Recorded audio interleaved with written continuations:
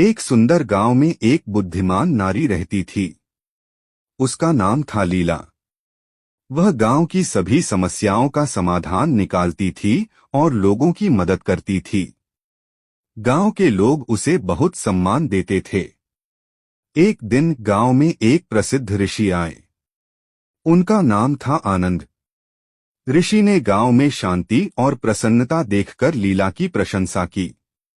उन्होंने कहा, हे लीला, तुमने इस गांव को बहुत खुशहाल बनाया है।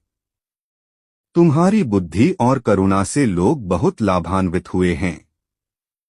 लीला ने विनम्रता से कहा, महात्मा, यह मेरा कोई विशेष गुण नहीं है। मैंने भी जीवन में बहुत संघर्ष किया है। मैंने देखा है कि दुख और सुख जीवन का हिस्सा है। हमें इन दोनों का सामना करने की शक्ति होनी चाहिए। ऋषि ने कहा, तुम्हारी बात सही है लीला। जीवन में उतार चढ़ाव आते रहते हैं। महत्वपूर्ण यह है कि हम इन परिस्थितियों से कैसे निपटते हैं। हमें धैर्य और शांति बनाए रखनी चाहिए। लीला ने पूछा, महात्मा, आप जीवन में क्या सीखे हैं? ऋषि ने मुस्कुराते हुए कहा, मैंने सीखा है कि क्रोध और लोभ मन को अंधा बना देते हैं। हमें इनसे दूर रहना चाहिए।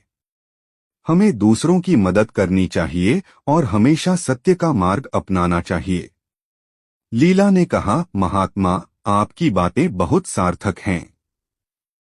मैं इन बातों को हमेशा याद रखूंगी। ऋषि ने कहा, लीला, याद रखो, ज्ञान केवल किताबों में नहीं मिलता है। यह जीवन के अनुभवों से भी सीखा जा सकता है। हर व्यक्ति के पास कुछ न कुछ। विक्रम एक प्रतिभाशाली युवक था। पढ़ाई में अव्वल, खेलों में दक्ष और कला में रुचि रखने वाला। लेकिन जीवन ने उसके साथ एक ऐसा खेल खेला कि वह धीरे धीरे खुद को ही भूलने लगा। सब कुछ एक दिन में ही बदल गया। एक सड़क दुर्घटना ने उसके माता पिता को छीन लिया। अकेलापन उसे घेरने लगा।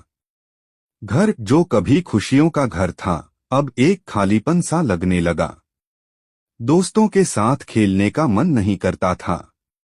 पढ़ाई में मन नहीं लगता था। दुनिया से कटने लगा। दिन भर अपने कमरे में बंद रहता।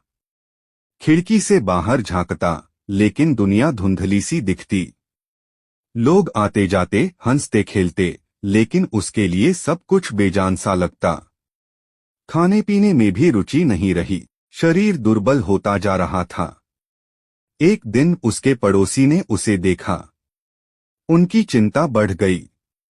उन्होंने समझाया, विक्रम, इस तरह से जीवन व्यर्थ नहीं जाएगा। तुम्हारे माता पिता भी यही चाहते होंगे कि तुम खुश रहो। विक्रम ने सिर झुका लिया। उसे पता था कि वह गलत कर रहा है, लेकिन खुद को संभाल नहीं पा रहा था। पड़ोसी ने उसे एक पुस्तकालय में ले गए।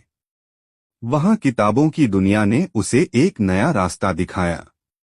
उसने साहित्य पढ़ना शुरू किया। कवियों की रचनाओं ने उसके मन को छुआ। लेखकों के विचारों ने उसे सोचने पर मजबूर किया। धीरे धीरे उसे जीवन का एक नया अर्थ दिखने लगा। उसने महसूस किया कि वह अकेला नहीं है। दुनिया में भी ऐसे लोग हैं जिन्होंने दुख झेले हैं, लेकिन उन्होंने जीवन से हार नहीं मानी। उन्होंने अपने दुखों को अपनी ताकत बनाया। उसने खुद को साहित्य की दुनिया में खो दिया। लिखना शुरू किया। अपने दुखों को शब्दों में ढालने लगा। धीरे धीरे उसके अंदर एक नई ऊर्जा का संचार हुआ। उसने सोचा, मेरे माता पिता चाहते होंगे कि मैं कुछ करूं।